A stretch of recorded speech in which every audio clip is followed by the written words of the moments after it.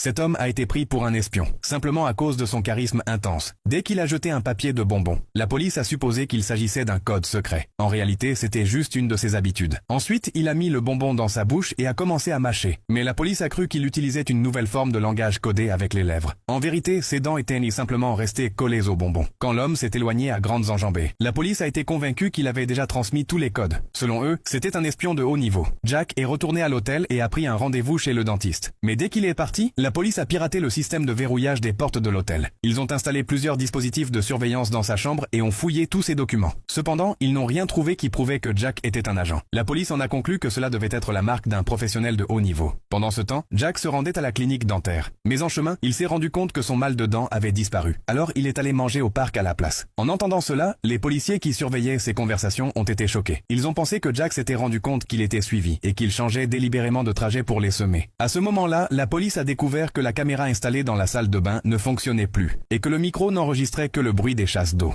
Ils en ont immédiatement informé le shérif. Celui-ci est devenu encore plus méfiant. Il pensait que Jack avait découvert les dispositifs de surveillance et que le retrait du micro était un avertissement. Les chasses d'eau répétées, selon lui, étaient une façon de se moquer d'eux. En réalité, les toilettes de Jack étaient cassées. Elles ne fonctionnaient pas correctement et en essayant de les réparer, de l'eau avait coulé sur la caméra. Après mûre réflexion, le shérif a pris une décision. Il fallait neutraliser Jack rapidement. Il a envoyé une belle subordonnée auprès de lui. Dès que Jack a vu la femme, il s'est excité et a reculé de quelques pas sans s'en rendre compte. La femme a cru que Jack gardait une distance tactique. Jack l'a fixé du regard et elle a supposé qu'il se méfiait d'elle. Elle a pensé, si je fais un faux pas, Jack pourrait m'éliminer. La femme n'avait maintenant plus le choix. Elle a invité Jack chez elle, ce soir-là. Sans trop réfléchir, Jack a accepté et s'est rendu chez elle. La femme portait une tenue qui mettait en valeur sa beauté. Jack était tellement fasciné qu'il en a perdu tous ses moyens. Ensuite, la femme a changé de vêtements pour enfiler une tenue ample sous laquelle plusieurs armes étaient cachées. Mais elle ne les a pas utilisées tout de suite. Elle a d'abord servi à Jack un repas drogué, puis elle l'a tendrement enlacé et l'a encouragé à manger. Mais Jack était tellement ensorcelé par sa beauté qu'il n'a même pas réalisé qu'il devait manger.